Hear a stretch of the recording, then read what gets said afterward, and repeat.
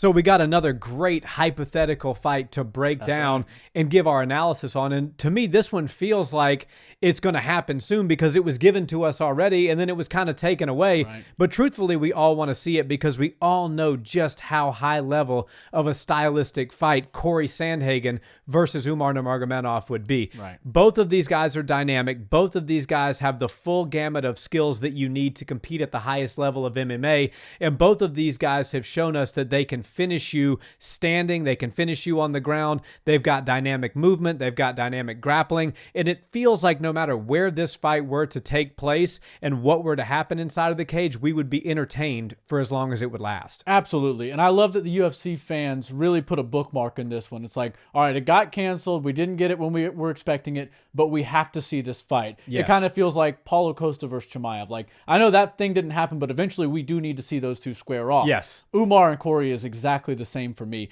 And it's one of those ones that really got all of the fans. Of course, the casuals know a little bit about these guys. They see the name Nurmagomedov. They know what to expect. Really dominant fighting. And then you have to know Cory Sandhagen if you watch the sport because he's just full of insane highlights. He's knocked out some people's favorite fighters and done it emphatically. He looks really great every time he goes out there.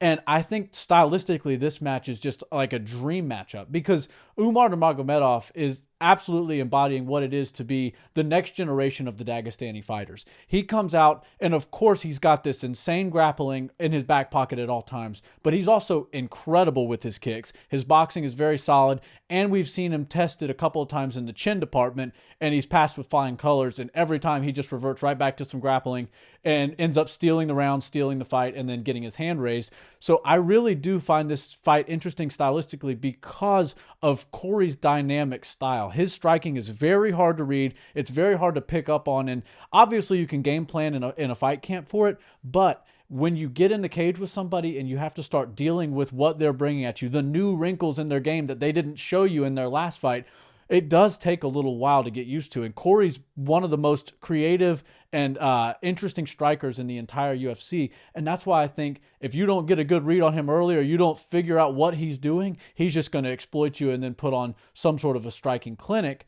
But I don't really see that being the case against Umar because Umar is so disciplined. He's so good at keeping his game plan, and he always has that really safe plan B, which is the grappling. If I can't get you on the feet, which I want you to, I want to knock you out. I want to do some really big damage with my kicks, my push kicks, set up great hands to my kicks, and then some great kicks to set up my hands eventually. But if that's not working for me, I'm just going to take you to the ground. I'm going to beat you up where I know I can have a significant advantage. So for me, this one just is like one of those fights where it's probably going to be a main event, probably going to be 5 rounds. Who knows if it goes all the way or not? But regardless, I have a feeling one or both guys leaves with $50K extra bonus. Yeah, no doubt about that. And when you start to think stylistically how Umar Nurmagomedov versus Cory Sandhagen might look, I think really you have to kind of evaluate which one of these guys would be able to be more unpredictable to the other. Right. And what I mean by that is Cory Sandhagen, if you look at some of the ways that he's won emphatically, flying knee against Frankie Edgar, spinning back kick against Marlon Moraes, who was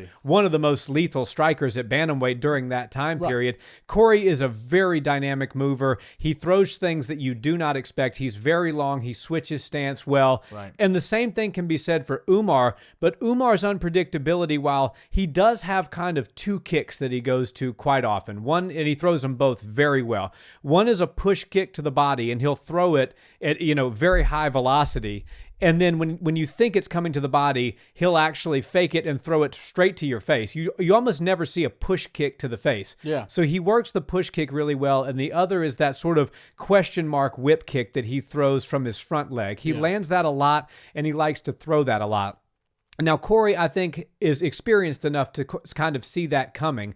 And so when you look at who might be a little bit more dynamic from the kicking/striking department, I would actually give that advantage to Cory Sandhagen. Yeah, me too. Now, where Umar is a little bit more unpredictable is his ability to seemingly grab you up from any position.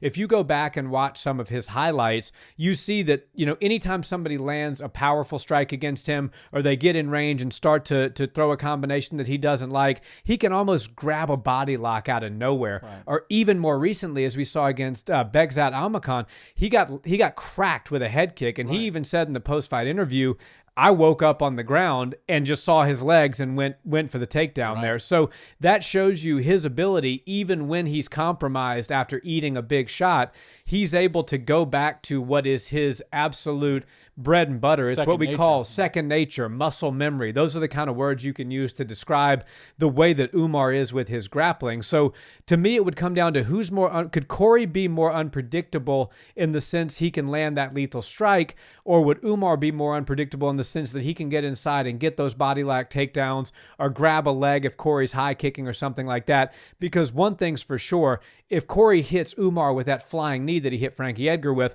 I don't know that he'd have the wherewithal to shoot a single leg and get himself safe again and start to grapple from there, because that was like a a one knee walk-off KO. Right. So unpredictability to me is really the name of the game. Yeah, well, I'm glad you brought up that knee, because not only did he do that against Frankie Edgar, but he's done it to almost everybody on his rise up to the top of the division. I mean, people know it's coming. If you're fighting Cory Sandhagen at this stage of your career, you're studying film and you're seeing him land this on people. And maybe his approach, his entry, or his setup is different every time, but he's finding a jump knee on everybody pretty much. Now, Umar Nurmagomedov is kind of a different opponent in a lot of regards because of his ability to tie up, his ability to control fighters on the ground. You really don't want to risk putting yourself in a vulnerable position like up in the air where you're completely ungrounded against a guy like Umar. And yeah, you have a great accuracy as far as what we've seen in your history for landing that knee, but if you miss it, you've just jumped into the arms of Umar Nurmagomedov, and he's probably going to put you on the ground, and it might be difficult. Now, Cory's a great scrambler, so I think if he does get taken to the ground, at least once or twice, we'll see him get back to his feet and create some interesting scrambles to get back to the striking realm.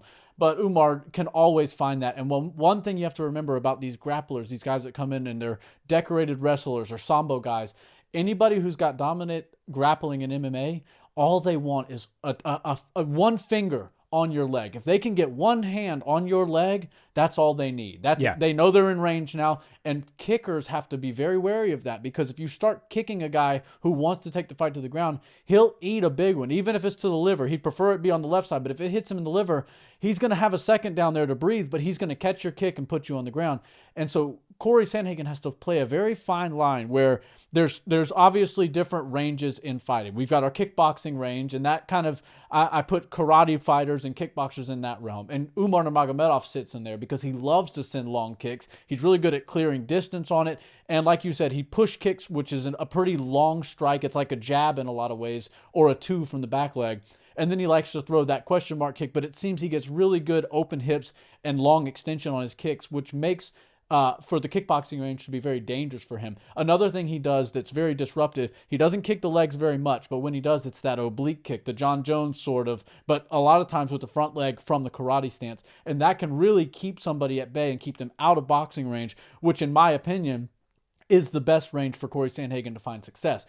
Cory Sandhagen's got some really great striking all around, but don't mistake his interesting and unique strikes for just good old-fashioned fundamentals. He can throw ones and twos. He's really good with boxing. His defense and his eyes are very active. He knows how to defend without just shelling up. He can get in there and score in the boxing range.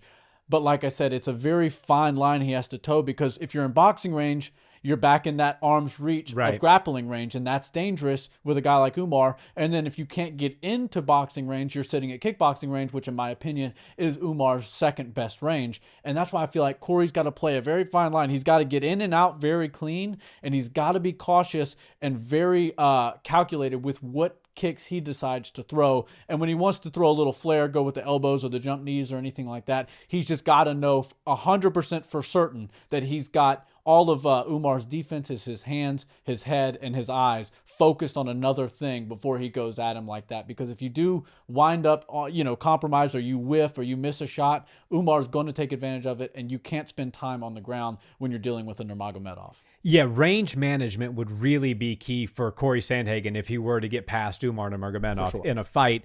And as you said, that range is a very difficult one. It's almost like walking a tightrope, because Umar will hang out in kickboxing range with you. And actually, especially some of the things that he throws, he can beat you there. So you have to be willing to come into the fire just a little bit. Right. But if you overcompensate a little too much, you're going to end up on the canvas. Now, I mentioned I think Cory does have the advantage when it comes to dynamic striking. Clearly, we don't really need to get into who's got the advantage when it comes to grappling. Yeah. Cory's as game as they get. Don't get me wrong. I'm drawing a blank on his opponent, but earlier in his career, he was his debut. Alcatron? Yeah, Lurie or something like that. He was in a triangle / armbar that was so deep, and he was also eating some hammer fists, and he was able to scramble his way out of that. Yeah. Cory Sandhagen is game if he is nothing else. But Umar is a different animal. Umar he won't concede his back to try to get an armbar or try to land a triangle. He's going to stay right on top of you. And where I think Umar has a real advantage could be in strength. I think Umar is a lot stronger than Cory Sandhagen. Cory's very dynamic. He's very wiry. He's quite athletic, actually. I know he doesn't look it sometimes, but some of his dynamic movement and his escapes and stuff make him a very athletic fighter. But Umar has dealt with that before, and he's able to control his opponent, systematically make things worse for them until he either ground and pounds finishes them or is able to choke them out. And a lot of his submissions come by choke. Actually, most of Umar's wins come by submission, a lot of them being chokes. Now, in the UFC, we've only seen Cory lose by choke once, and that was to Aljamain Sterling, the Funk Master, who has one of the best rear naked chokes in the game. Yeah. Could Umar do that to Cory like Aljo did? Also, Cory's a little bit better now than he was when he fought Aljo back then. So that is yet to be determined. Right. But my gut is telling me that he probably can. And for those reasons, very early thoughts, early prediction, I think Umar would have an advantage because of the dynamic movement of Cory, and he's going to have to take some risks to get in, which is going to lead to him being on the ground, which is at very least going to lead to him taking some damage, if not actually getting submitted. Yeah, and if we do this fight and it gets announced, I will for sure do a full prediction. But I would have to go Umar right now as well. But there's something about Cory Sandhagen's confidence. The fact that he was calling out Umar Nurmagomedov. Yeah. Nobody wants to fight Umar. He sees something in his game that he thinks he can exploit. That's what I think. I think he's like, I've got this guy's number. I've studied the film. I know what to expect. If you want to be the best in the world, Cory Sandhagen said it many times, you have to fight the best guys in the world. A lot of people think that even though Umar doesn't have the belt, he's like the uncrowned king. And what better way to get him out of the way than to just go straight through him now while we're both on the rise? I think that's a smart move. And I think Cory Sandhagen is devising a pretty interesting game plan for what is an inevitable fight. It's something all us fight fans have to see. The UFC promised it to us.